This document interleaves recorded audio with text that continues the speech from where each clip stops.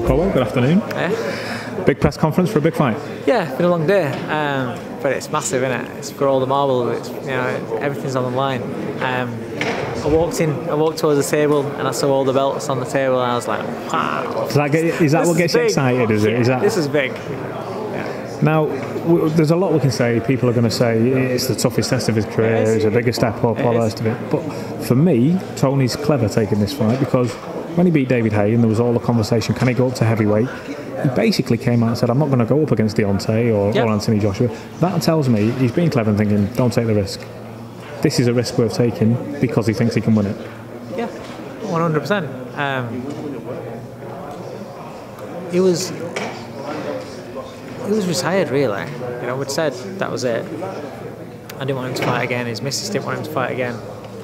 And then Usyk shouted his name, and here we go. And here we are. But it's because there's something worth fighting for. It's the Undisputed tag. It's for every belt out there, and it's to go down as a legend. That's that. You'd be a British legend. You go out there and win that. So it's something worth fighting for him, and that's why he's here. What's he like when he gets into training camp then? He knows this is a tough test. He's a right Marty get. No, he's so focused, and it really, really does put the work in. But it's Marty. I could say this because it's his last fight. I don't care. I can't sight me. No. What it is he wants his will to win. I've never known anybody like him. His will to win is phenomenal, and he's a perfectionist to the point where I will have to tell him off and moan at him for moaning at himself and not giving himself credit. So that is a big part of his success. He's never happy. I mean, I'm saying, listen, he went and blasted out BJ Flores and come back to change rooms and gave him a right telling off because he was terrible. They went out and blasted him out. But he's like that as well. But when you're like that about yourself as a fighter, I mean, you just sometimes you've got to give yourself a little bit of credit. If he's not feeling great, he's tired, he's had an hard week, and he doesn't spars brilliantly,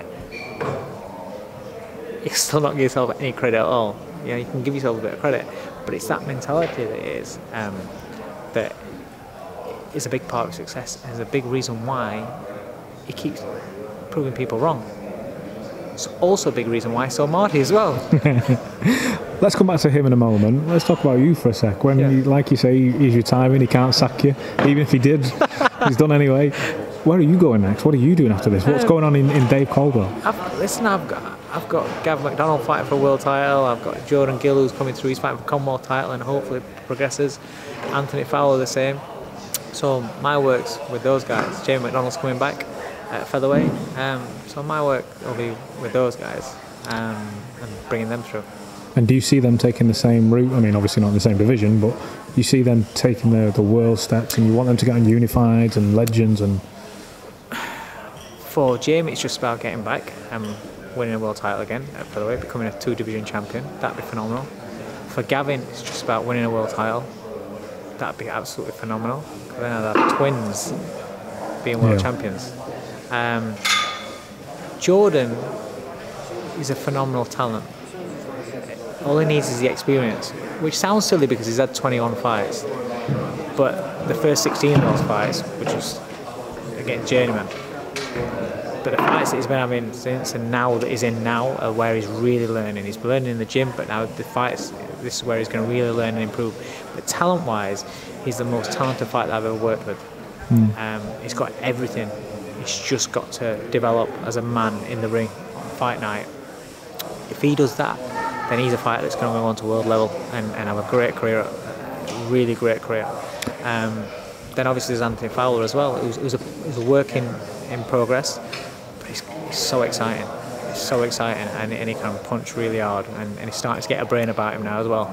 So it's going to be some exciting nights ahead with him. Do you bounce these guys off each other in the gym and just let them soak up each other's enthusiasm and experience? Yeah. I mean, I train them individually. I spend time with them individually, but they overlap, and so they'll be in the gym together. and there's a lot of banter going off, and we're certain sessions and what have you. And it's a good vibe. It's a really good vibe because if because they're kind of like my kids, because in a way that I have to give them some telling offs, and then they know that if I give them credit, they know they've done really well, and their chest puffed out, and then they're like, oh, Dave said this, Dave said that, and then next one's got to work hard to make sure he gets a compliment.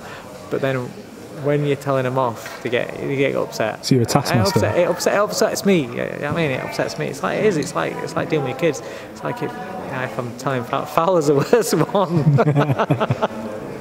Fowler is the worst one because I have to give him some serious telling offs, and then you can see it in him. It upsets him. And then I go home feeling really bad. And then, if he was here now, what would you say to him?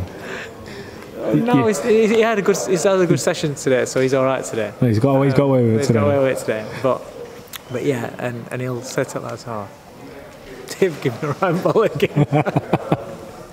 But that's how we bounce. There's a lot of banter in gyms, but it's a good team. I love them to bits. I've got a great stable, so yeah. Let's bring it back round to Tony. Yeah, the Mardy one. Yeah. The Mardy one. I'm not going to say it too loud. You made me say that in a quiet room. He's going to come over and flatten me. Give us a prediction on this. How does it play out?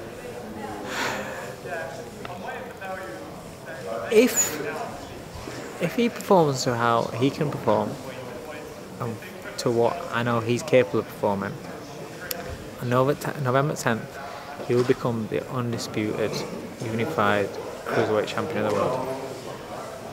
And that's that? And that's that. He's definitely got it in him. And if he tries to say to you next year, I'm going to have one more fight, Dave, what are you going to say to him? It won't be with me. Really? Yeah, it won't be with me. Fair enough. Lesson of there, Dave. Thanks very much. Cheers.